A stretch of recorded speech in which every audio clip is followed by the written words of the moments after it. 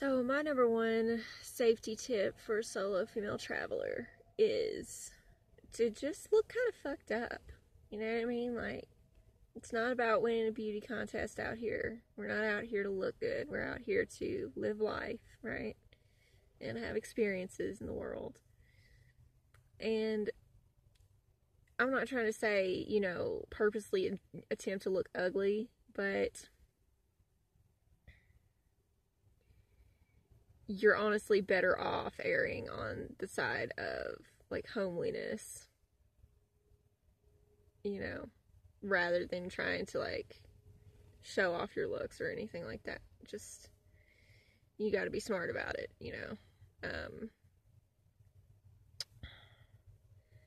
I feel like I'm pretty safe because I'm just making no attempt whatsoever to be attractive on any level. And it's like the time for that is over in life. Like, that's done. Everything is so much more serious than that. When you see that life is fragile and short. I mean, it's not short necessarily, but, it's kind of short, It's in the scheme of things, in the millions of years on this planet. I mean, life is short, but more so fragile than short. And when you see that, and when you realize that, and when it truly hits home with you, it just changes your fucking life. And you're just like, you know what? Fuck everything. Just fuck everything. Like, I'm done living a less than completely, totally honest life. So, yeah, anyway, solo female travelers, just don't try to be attractive.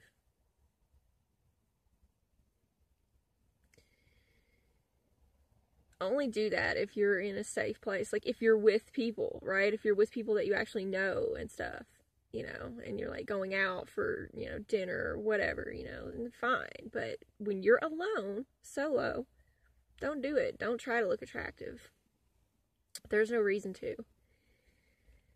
And the fact of the matter is that if people only like you because you're attractive and you, like, make an effort to be attractive and all that kind of stuff, they don't really like you. They don't like the real you, and you don't want people in your life who don't like the real you. Anyway, sermon's over. So I am here at sunrise. It's like 6 a.m. at my first legitimate camping spot, and absolutely nothing, literally nothing happened. So that's freaking awesome. Nothing happened. It was fine. Everything was fine. So I just need to find about 20 other places that I can do this. And then I'll be able to basically just live this way. You know what I mean? Like, that's the goal. The goal is to live this way. The goal is to not live in a house.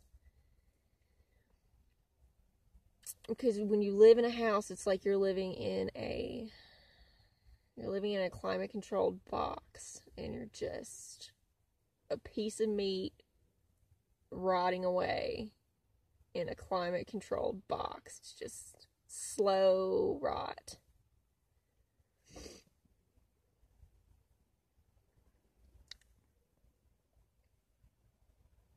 And I've found that traveling this way, living like this,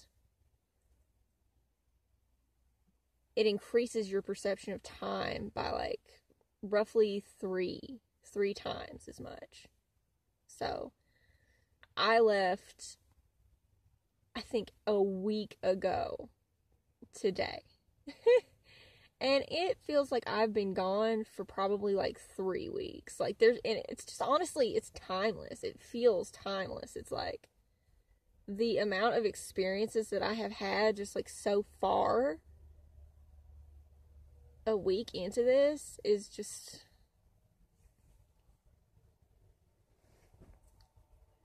it completely changes your perception of life. It makes life longer.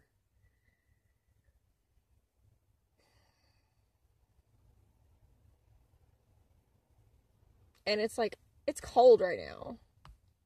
Like, my tripod handle is like cold right now. Like, the camera is like foggy and cold and shit.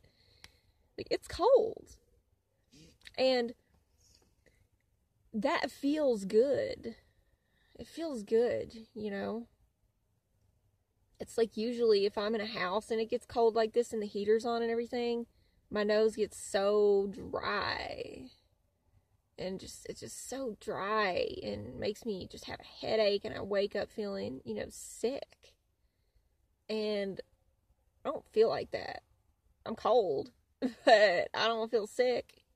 I don't feel completely dried out like a freaking raisin in my sinus. And it's just, it's so much better. It's so much better to live closer to the elements, closer to nature, to expose yourself to those changes in temperature.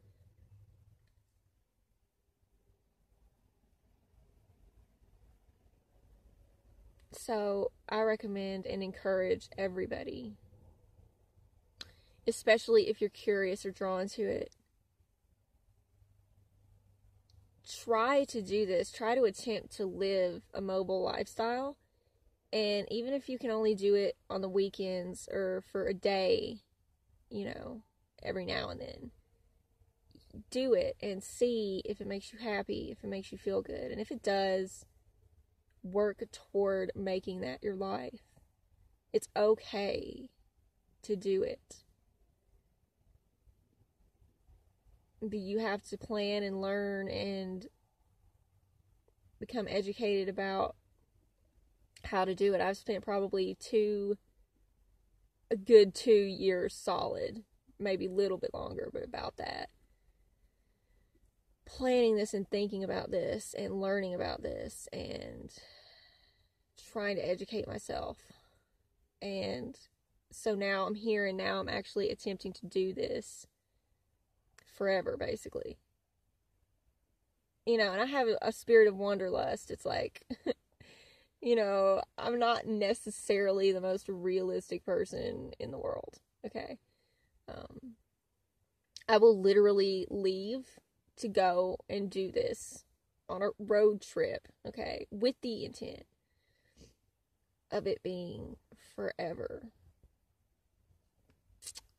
And we all know about forever, right? Like, forever is like, it's kind of an arbitrary concept. I mean, nothing is forever, you know what I mean? But nevertheless, I'll set out with that intention in my heart of just forever living this roaming kind of life.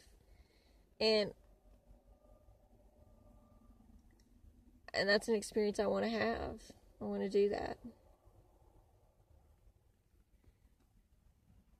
And it all makes sense in hindsight. Eventually you understand why you want to do the things that you want to do.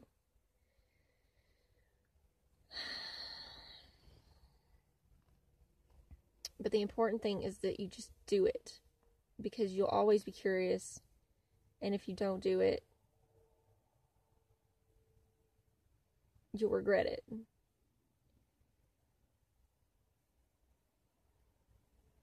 Stop waiting for society to give you permission to break free, because they won't ever give you permission.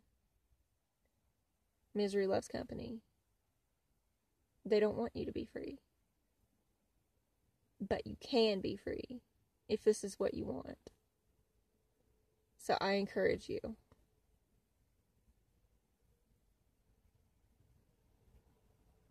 You got this.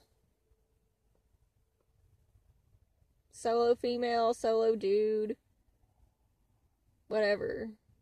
Couples. Just get a van big enough for both of you. I'm glad that I'm solo, to be honest.